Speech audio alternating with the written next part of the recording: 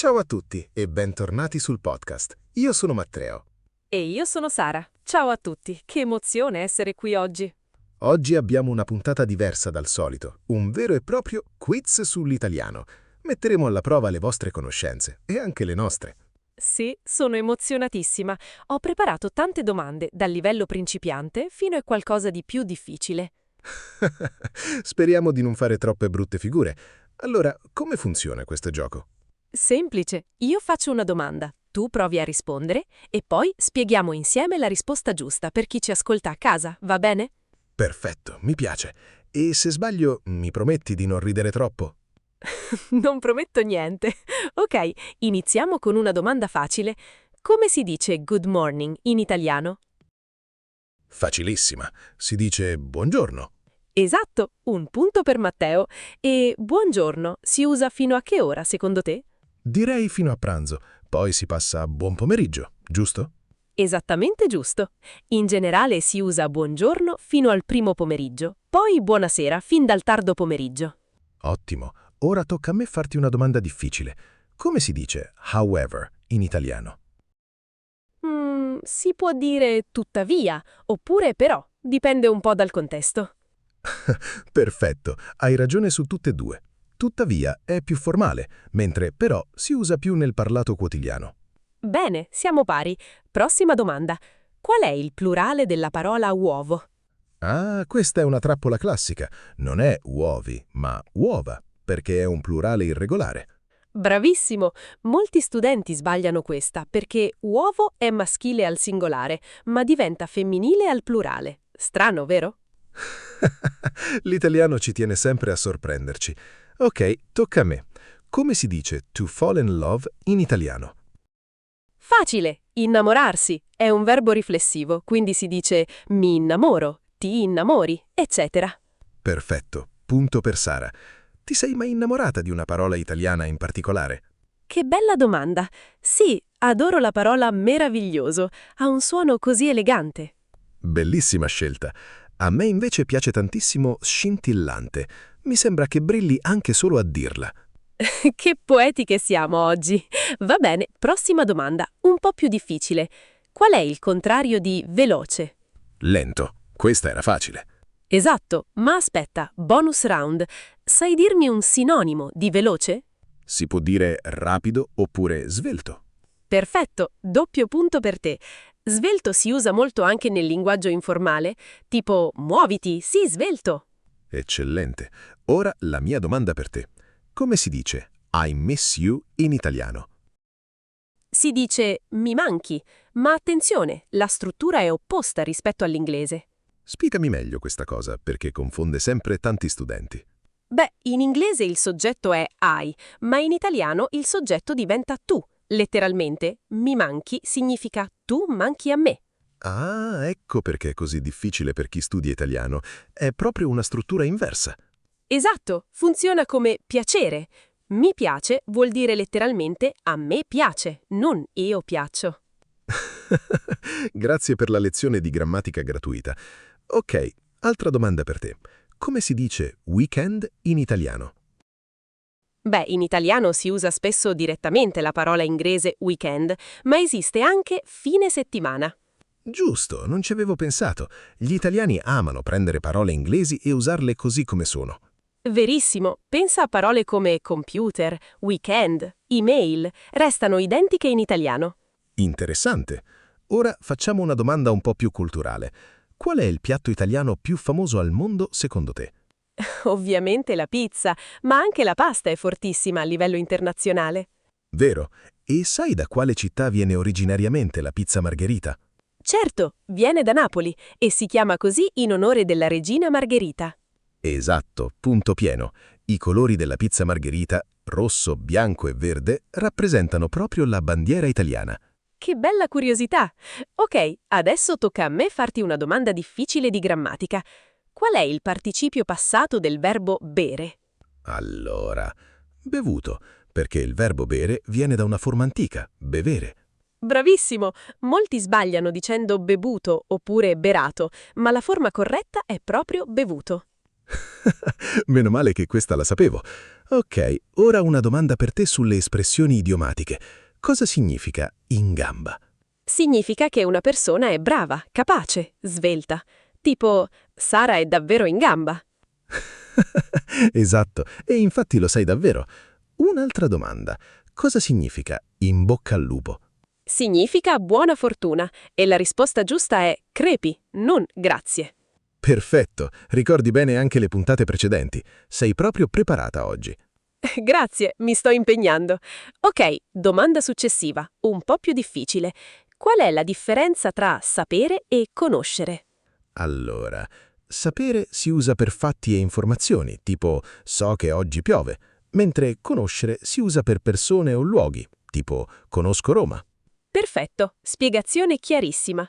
Questa distinzione confonde tantissimi studenti, ma tu l'hai spiegata benissimo. Grazie. Ora la mia domanda per te. Come si dice I am hungry in italiano? Si dice ho fame. Anche qui, attenzione, si usa il verbo avere, non essere, come in inglese. Giusto. In italiano diciamo ho fame, ho sete, ho paura, sempre con avere. Esatto, è uno degli errori più comuni per chi inizia a studiare italiano, ma con la pratica diventa automatico. Bene, ultima parte del quiz, le domande sulla cultura generale italiana. Qual è la capitale d'Italia? Questa è davvero troppo facile. Roma, ovviamente. Va bene, ne volevo una più semplice per farti riprendere fiato. Ora una più complicata. Quanti sono i colori della bandiera italiana e quali? Sono tre: verde, bianco e rosso. Perfetto. E sai cosa rappresentano questi colori secondo la tradizione? Credo che il verde rappresenti le speranze, il bianco la fede e il rosso l'amore e il sangue versato per la patria. Esattamente. Che risposta completa, complimenti davvero. Grazie mille. Ok, ultima domanda del quiz, la più difficile di tutte. Qual è il congiuntivo presente del verbo essere, prima persona singolare? Oh no, il congiuntivo, il mio incubo. Allora, che io sia. Perfetto! Il congiuntivo mette paura a tutti, ma con la pratica si impara benissimo. Meno male che questa la sapevo. Ok, ora una domanda per te sulle espressioni idiomatiche. Cosa significa in gamba? Significa che una persona è brava, capace, svelta. Tipo, Sara è davvero in gamba. Esatto, e infatti lo sai davvero. Un'altra domanda. Cosa significa in bocca al lupo? Significa buona fortuna e la risposta giusta è crepi, non grazie. Perfetto, ricordi bene anche le puntate precedenti. Sei proprio preparata oggi. Grazie, mi sto impegnando. Ok, domanda successiva, un po' più difficile. Qual è la differenza tra sapere e conoscere? Allora, sapere si usa per fatti e informazioni, tipo so che oggi piove, mentre conoscere si usa per persone o luoghi, tipo conosco Roma. Perfetto, spiegazione chiarissima. Questa distinzione confonde tantissimi studenti, ma tu l'hai spiegata benissimo. Grazie. Ora la mia domanda per te. Come si dice I am hungry in italiano? Si dice ho fame. Anche qui, attenzione, si usa il verbo avere, non essere, come in inglese. Giusto. In italiano diciamo ho fame, ho sete, ho paura, sempre con avere. Esatto, è uno degli errori più comuni per chi inizia a studiare italiano, ma con la pratica diventa automatico. Bene, ultima parte del quiz, le domande sulla cultura generale italiana. Qual è la capitale d'Italia? Questa è davvero troppo facile. Roma, ovviamente. Va bene, ne volevo una più semplice per farti riprendere fiato. Ora una più complicata. Quanti sono i colori della bandiera italiana e quali? Sono tre: verde, bianco e rosso. Perfetto. E sai cosa rappresentano questi colori secondo la tradizione? Credo che il verde rappresenti le speranze, il bianco la fede e il rosso l'amore e il sangue versato per la patria. Esattamente. Che risposta completa, complimenti davvero. Grazie mille. Ok, ultima domanda del quiz, la più difficile di tutte. Qual è il congiuntivo presente del verbo essere, prima persona singolare? Oh no, il congiuntivo, il mio incubo. Allora, che io sia. Perfetto! Il congiuntivo mette paura a tutti, ma con la pratica si impara benissimo. Meno male, mi hai salvato la vita. Il congiuntivo è davvero difficile, anche per noi italiani a volte. È vero, anche molti madrelingua sbagliano il congiuntivo nel parlato quotidiano, quindi non scoraggiatevi se vi sembra complicato. Ottimo consiglio per chi ci ascolta. Ma prima di finire, facciamo un altro giro di domande, questa volta più leggere e divertenti, va bene? Sì, adoro l'idea. Facciamo un giro veloce, tipo domanda lampo. Perfetto, si parte. Come si dice cat in italiano? Gatto. Come si dice dog? Cane. Bravissima, velocissima. Come si dice beautiful? Bello, oppure bella a seconda del genere. Perfetto. Ora tocca a te farmi qualche domanda lampo. Va bene. Come si dice house in italiano? Casa, Come si dice friend?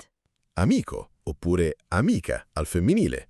Bravissimo. Ultima domanda lampo. Come si dice family? Famiglia, una delle parole più belle e importanti della lingua italiana, secondo me. Sono completamente d'accordo. La famiglia è al centro della cultura italiana e infatti ci sono tantissime espressioni legate a questo tema. A proposito di cultura, facciamo una domanda su questo. Sai dirmi il nome di una festa tipica italiana molto sentita? Sicuramente il Ferragosto, il 15 agosto, quando quasi tutta l'Italia va in vacanza.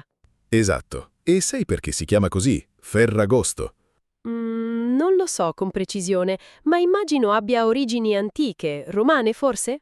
Esatto, hai ragione. Viene dal latino ferie Augusti, cioè le ferie di Augusto, istituite dall'imperatore Augusto per dare riposo ai lavoratori. Che bella curiosità storica! Non lo sapevo con precisione, grazie per avermelo spiegato. Di niente. Ok, ultima sezione del quiz. Le domande sui proverbi italiani. Conosci qualche proverbio famoso? Certo, chi trova un amico trova un tesoro, uno dei miei preferiti. Bellissimo. E sai cosa significa? Tra il dire e il fare c'è di mezzo il mare. Significa che è più facile parlare di fare qualcosa che farla veramente, giusto?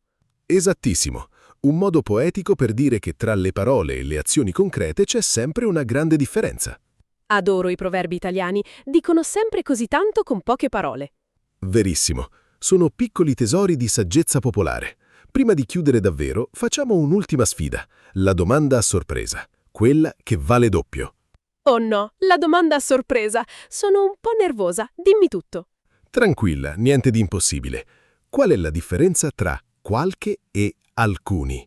Allora, qualche si usa sempre al singolare anche se il significato è plurale, tipo ho qualche libro, mentre alcuni si usa direttamente al plurale, tipo ho alcuni libri. Perfetto, risposta impeccabile. Questa regola confonde davvero tantissimi studenti stranieri. Lo so bene, l'ho studiata tantissimo anch'io quando ho iniziato ad insegnare.